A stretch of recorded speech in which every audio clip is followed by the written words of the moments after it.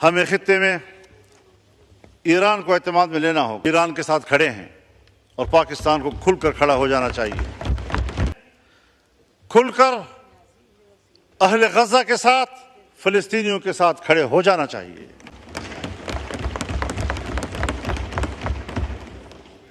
यहूद हनूद ये एक है, वो एक दूसरे के इत्तेहादी हैं। अगर फिलिस्तीन से आगे लबनान पर वो हमला कर चुका है, अगर वो शाम पर हमले कर चुका है, पुराने कब्जे एक तरफ, हमारा फिलिस्तीनी 60,000 से ज्यादा शहीद हो चुका है और अभी तक मेरे मुसलमान भाई का खून पी पी कर सहयूनी दरिंदों का प्यास नहीं बुझ रहा। मुसलसल बमबारियां जारी हैं। 2 रोज के अंदर 1,500 लोग शहीद हो चुके हैं। उन्होंने अगर कोई वहां पर प्रेस टॉक की हो, मेरे इल्म में नहीं है, लेकिन मैं एक सियासी कारकुन के तौर पर यह तज्जिया कर सकता हूं। अस्सलाम वालेकुम। मौलाना फजलुर रहमान ने पार्लियामेंट में आज तारीख रकम कर दी, सियासतदानों के होश उड़ा दिया। अगर ईरान का साथ नहीं दिया तो वो होगा जो आपने सोचा भी नहीं होगा। पहले फलस्तीन को ढेर बनाया गया, अभी ईरान की बारी है, कल को तुम्हारी भी बारी आएगी। जागो, दुश्मन मुत्तहिद हो रहे हैं, हम मुसलमान ममालिक को भी मुत्तहिद होना होगा, वरना ये जालिम कच्चा खा जाएंगे। मौलाना फजलुर रहमान के बड़े बड़े दावे। आइए नाजरीन, ये सनसनीखेज वीडियो शुरू करने से पहले आपसे गुजारिश है, अगर हमारे चैनल बने तो हमारे चैनल को लाजमी सब्सक्राइब कर लें और बेल आइकन को भी प्रेस कर दें। आपकी मोहब्बत का शुक्रगुजार हूं। चलिए वीडियो शुरू करते हैं। कहा होगा कि इंडिया पाकिस्तान के दरमियान जंग नहीं होनी चाहिए। उसने जरूर ये कहा होगा कि ईरान और इसराइल के दरमियान जंग नहीं होनी चाहिए, और उसने कभी नहीं कहा होगा कि इसराइल फिलिस्तीनियों पर जंग बमबारी बंद कर दे। ये 3 जुमले मेरे पास हैं कि उधर से इंडिया पाकिस्तान जंग की बात हुई होगी, इसराइल और ईरान के जंग की बात हुई होगी, और कभी भी फिलिस्तीन के हवाले से ट्रंप ने बात नहीं की होगी। क्यों ये इम्तियाज बढ़ता जा रहा है?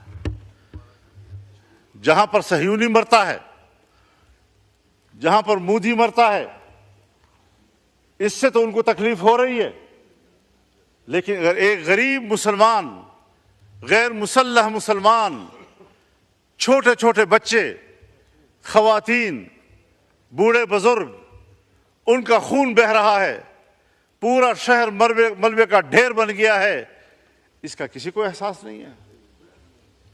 मुसलमान की नजर से न देखो, इंसान की नजर से देखो। इसका माना यह है कि अगर कोई शख्स मुसलमान नहीं है, अगर किसी शख्स की जिंदगी कुरान और सुन्नत की तालीमात से आरास्ता नहीं है, तो फिर ये इंसानियत नहीं, इसी को हम हैवानियत कहते हैं। इस इंसानियत पर फख्र मत करो, शर्म के मारे तुम्हारे सर झुक जाने चाहिए।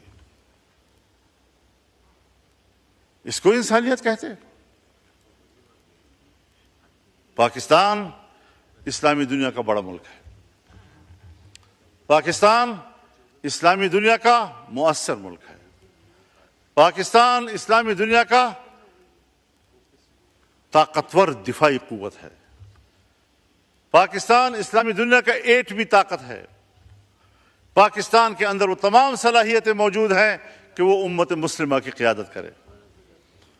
और हम हैं कि मुल्क के दाखिली सूरत हाल में भी हम दिफाई पोजीशन में हैं, और खित्ते की सूरत हाल में भी हम दिफाई पोजीशन में हैं। क़ियादत खाक करेंगे हम। यही पैगाम इस पार्लियामेंट से उम्मत मुस्लिमा को जाना चाहिए, OIC को जाना चाहिए। बैनुल अक़वामी इदारों की कोई हैसियत अब नहीं रही। OIC एक दिखावा है, OIC।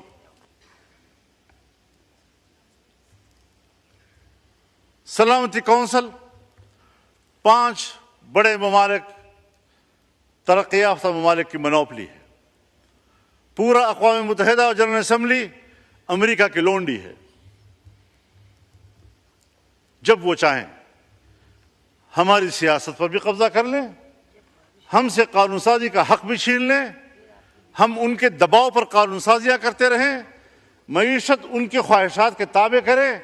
और ये जो बजट पेश किया गया है, अगर वज़ीर ख़जाना साहब मौजूद होते तो मैं उनकी मौजूदगी में ये कहता कि वज़ीर ख़जाना साहब, ये बजट आपने तैयार नहीं किया, ये IMF ने तैयार किया है और आपने पढ़कर सुनाया है। आपके अंदर इस वक्त बजट बनाने की सलाहियत भी खत्म हो चुकी है। कब एक ताकतवर मुल्क की हैसियत इख्तियार करेंगे हम?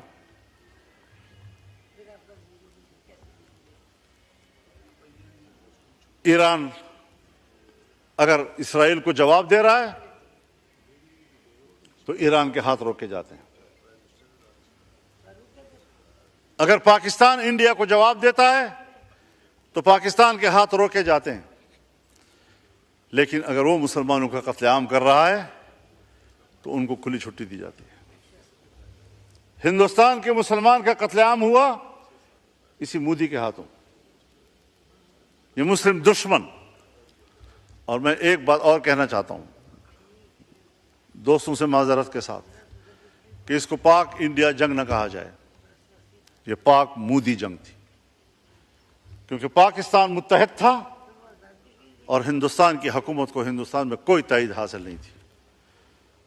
वो अकेले हिंदुत्व कार्ड खेल रहा था और एक सरकार पाकिस्तान पे हमला कर रही थी, उसकी अपोजिशन ने भी साथ नहीं दिया, वहां की अक़लियत ने भी साथ नहीं दिया, वहां के सिख ने भी साथ नहीं दिया, वहां के मुसलमान ने भी साथ नहीं दिया। कौम आपके साथ नहीं थी तो नतीजा क्या निकला?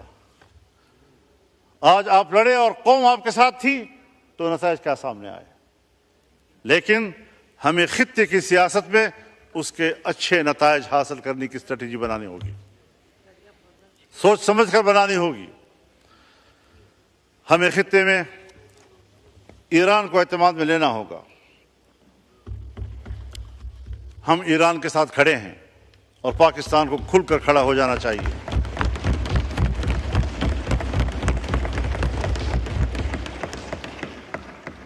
हमें खुलकर अहले गज़ा के साथ, फिलिस्तीनियों के साथ खड़े हो जाना चाहिए।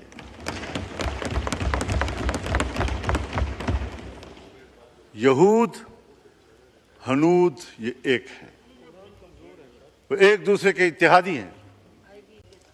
अगर फिलिस्तीन से आगे लबनान पर वो हमला कर चुका है, अगर वो शाम पर हमले कर चुका है, पुराने कब्जे एक तरफ, हाल ही में जो उसने शाम की दिफाई कुव्वत को तबाह किया है, इराक पे जो कुछ गुजरी है वो आपके सामने है, उसके बाद ईरान, उसके बाद अब पाकिस्तान। तो फिलिस्तीन, लबनान, शाम, इराक, ईरान और अब पाकिस्तान, और पाकिस्तान की एटमी कुव्वत को तबाह करना इनका एजेंडा हो सकता है। इधर से हिंदुस्तान हमारे लिए खतरा है। हम खित्ते में, खित्ते के ममालिक के साथ अंगेज नहीं हो रहे। हमें वो पॉलिसी भी बनानी होगी। हमें अपने दोस्त ममालिक हमसे दूर होते जा रहे हैं। वो गर्मजोशी नहीं रही है जो किसी ज़माने में थी और आज होनी चाहिए थी। तो ऐसी तमाम तब सूरत हाल में जनाब स्पीकर, हमें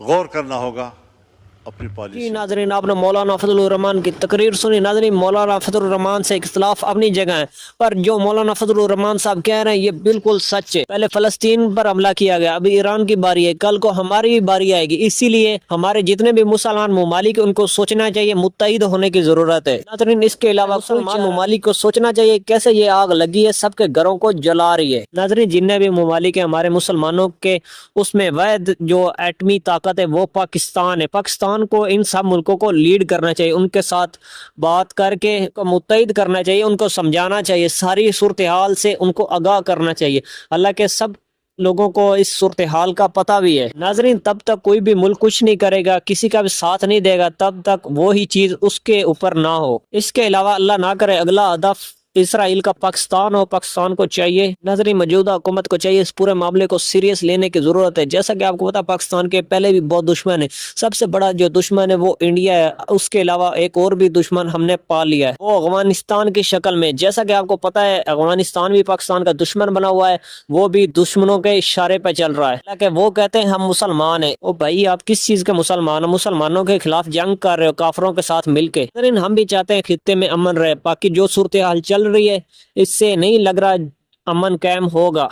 पाकिस्तान को चाहिए ईरान की खुलकर हमायत करे और खुलकर साथ दे, क्योंकि मैंने पहले भी कहा था पाकिस्तान एक वैध मुल्क है जो एटमी ताकत है और किसी भी बड़े मुल्क को शिकस्त दे सकता है, क्योंकि हमारी बहादुर अफवाज की दुनिया मिसाल देती है। नाज़रीन, मिसाल की हद तक नहीं है, हमारी बहादुर अफवाज ने जंग के मैदान में कैसे इंडिया का धूल चटाई थी, अपना लोया मनवाया हमारी अफवाज ने, हमारी फजाइया ने और हमारी बैरिया ने। दुआ है अल्लाह ताला मुसलमानों को अकल दे और एक दूसरे की हमायत करे, एक दूसरे का साथ दें, वरना इसका नतीज बहुत खतरनाक होंगे। नाज़रीन, आपसे रिक्वेस्ट है, अगर वीडियो पसंद है वीडियो को लाइक कर दें, चैनल को सब्सक्राइब लाजमी कर लें और बेल आइकन को भी प्रेस कर दें। मिलते हैं एक न्यू वीडियो में, तब तक अपने मेजबान को दीजिए इजाजत। अल्लाह हाफिज। पाकिस्तान जिंदाबाद।